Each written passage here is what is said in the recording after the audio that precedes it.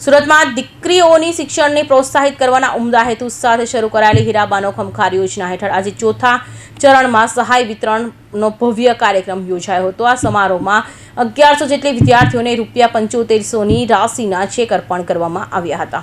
સુરતના જાણીતા ઉદ્યોગપતિ પિયુષ દેસાઈ દ્વારા હીરાબાનો ખમખાર યોજના ચલાવવામાં આવે છે।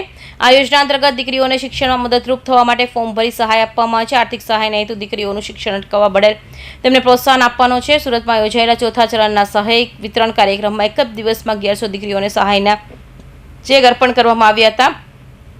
આ કાર્યક્રમમાં અનેક મહાનુભાવો ઉપસ્થિત રહ્યા હતા। યુથ ફોર ગુજરાત જિગ્નેશ પાટીલ, સ્થાનિક ધારાસભ્ય મનુ પટેલ, પૂર્વ મેયર, સાંસ્કૃતિક સમિતિના ચેરમેન અને અગ્રણીઓ મહાનુભાવો હાજર રહ્યા હતા।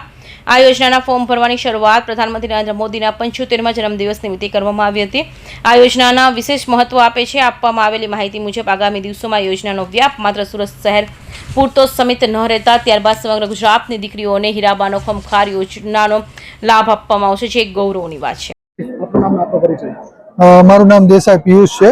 હું સુરત શહેરની અંદર જે દીકરીઓ જે ભણવા માટેની એજ્યુકેશનમાં જે પ્રોબ્લેમ થઈ રહ્યા છે એના માટે હું સ્કૂલની ફીસ તરીકે 7,500 રૂપિયા આપું છું।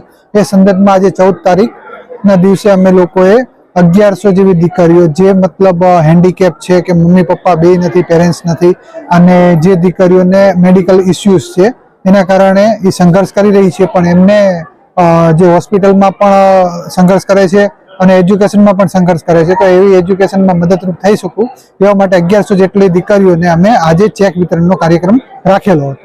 કોણ કોણ હાજર થવાના છે?